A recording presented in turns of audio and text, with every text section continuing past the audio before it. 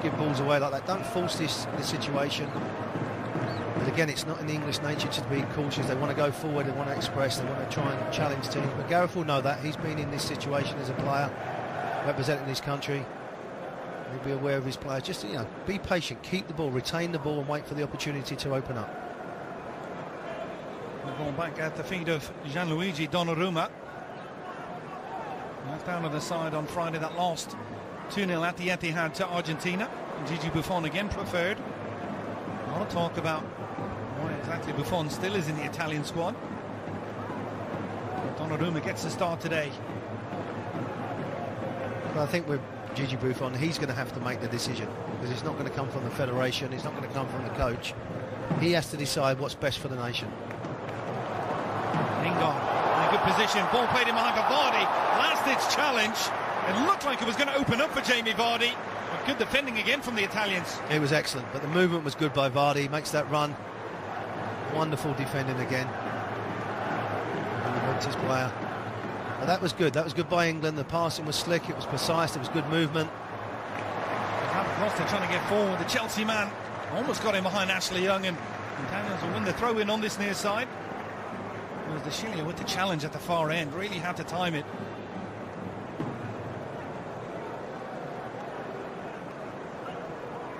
Parolo, back for Candreva. Cool ball, and it looked like initially Jack Butland was going to come for it. Changed his mind. Trying to utilise his pace again, but well read by the veteran Leonardo Bonucci. Vardy there just flicking his ankle, I think. Just went over with that tackle early on. As you said, it was a wonderful time tackle. But I like Vardy, the way he's worked on his game. He's come from the lower leagues. He's had to earn the right. Obviously won the Premier League as a champion and stayed at the club.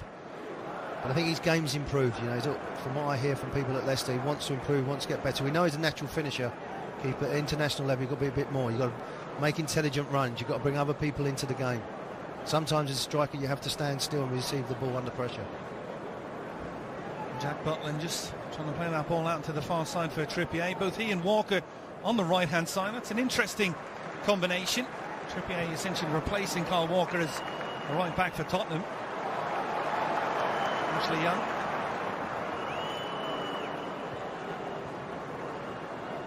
Raheem Sterling again dropping that little bit deeper. Sterling trying to run at the Italians. Yeah, I think that's one thing of his game that Pep's asked him to do, is take people on. I think we've all seen the article of him telling him to open his body up so he can see the whole picture rather than just getting it and play it backwards into areas. Violent switch for Trippier, but just a little bit too much on the pass, and De Sciglio in a good position. And just going back to your point on Raheem Sterling, he was honest enough this week to say that for all the work Pep has done with him, England haven't seen the results of that just yet. No, Raheem Sterling into areas that he does for Manchester City, and I think when you look at the selection now, he's more up the field, he's further to the opponent's goal, where before I think we've seen him in the last probably year or so, he's been deep, he's been helping the full-back out. I don't want my offensive players back there. I want them forward, trying to punish the opposition.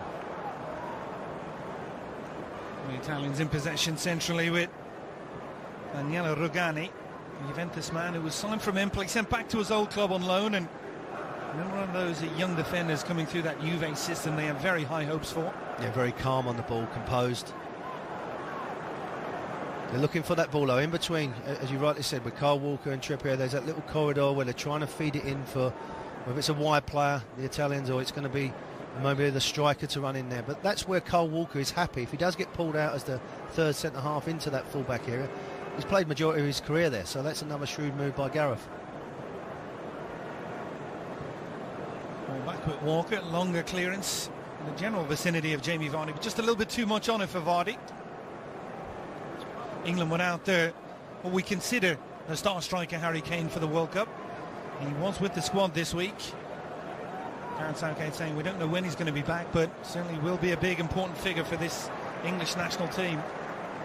Well, the word is that he's sooner rather than later. It's not a long term, and the type of character that he is, he won't dwell on it and make sure he's right for, first and foremost, for Tottenham, and then make sure he's right for the national team for the World Cup.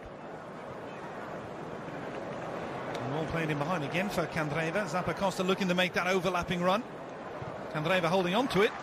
1v1 defending from Ashley Young. Yeah, you're right, Keith. Just a couple of times they've dwelled on it too long. So I always think a good wide player just gets the ball in, whether it's a fullback or... And then it's down to your teammate, you're down to the striker, midfield player to make the run. The Italians have never failed to score in 4 straight internationals. What a delivery there. And again, it's Carl Walker with the header clear. Candreva. Zappacosta again just getting further forward, and again Dyer blocking the cross. Battle for it at the edge of the box between Parolo and Ashley Young. No real tempo for either side in possession as of yet here at Wembley. No, you're right. I think both teams are a little bit apprehensive, just feeling each other out, and that's what happens when you're playing at a stadium like Wembley. There's the build up to the game, the national anthems. You just take 10-15 minutes to find your feet, find out what the system you're playing against, what your system is. Can you take on board what you've tried to work on the last few days? And then the natural ability, you hope, starts coming through. Domkowski. Saw Joe Gomez coming off injured in that Netherlands match. Harry Maguire came on and played, so plenty of defensive decisions for Gareth Southgate, but it certainly looks like he's going to stick with this back 3. Yeah, and as a player, club player, he was comfortable at Aston Villa and Middlesbrough, and then when he was at the national level with the likes of Terry Venables, he was able to do that in Euro 96, so he's quite able to work as a flat back 4. I think that will interchange, and then he obviously comfortable with 3 at the back because he understands the roles, and when you do play 3 at the back, it's the 2 wide centre halves that have the biggest issue of the positional sense, and also your outside backs, your wing backs. Parolo. Again, it's opening up most of the play for the Italians coming down this right-hand side. Candreva, this time he does get across. It's a wonderful delivery. It's a free header. Perhaps it should be the first goal as well for the Italians. Immobile misses. Well, he should have had 2 by now. But again, this is the delivery. Just pull it in the area. They get caught underneath the ball, and his timing is there. All he's got to do is get it on target. But he's trying to be too precise. The pace of the ball was there for him just to knock it into that far corner. Look at Stones looking. He knows he should be responsible, and he knows he should be finishing the game with a goal.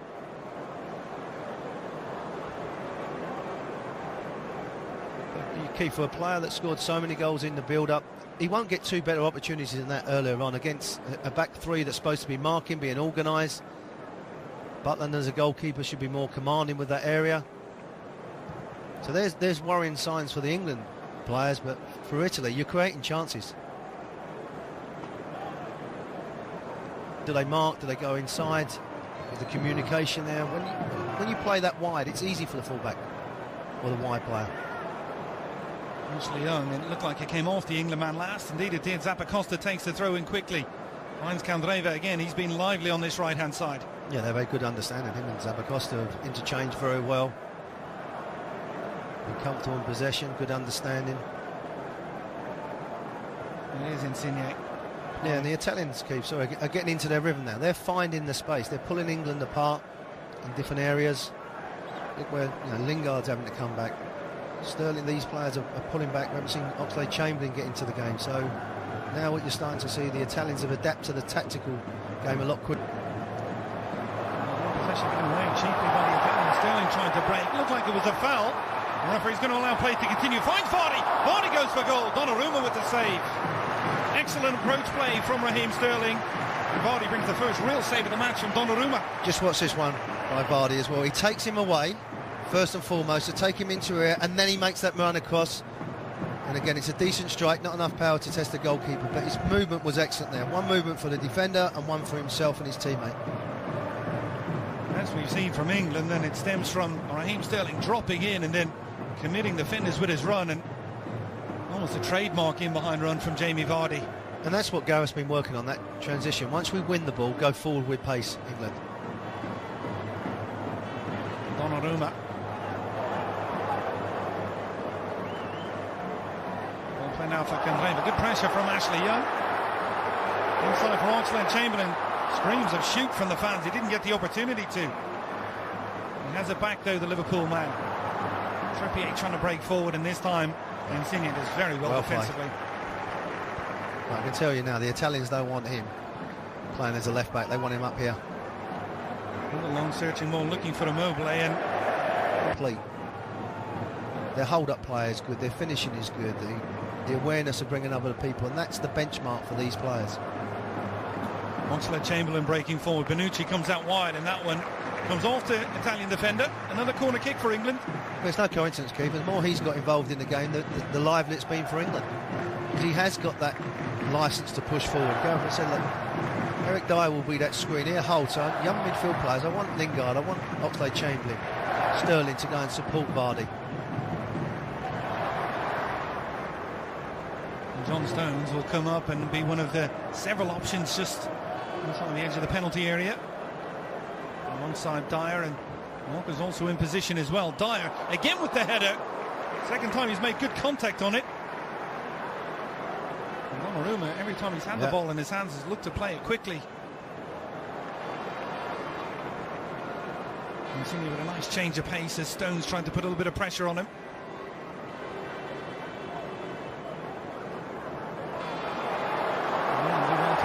Sterling again looked like he was fouled. Gets back to his feet.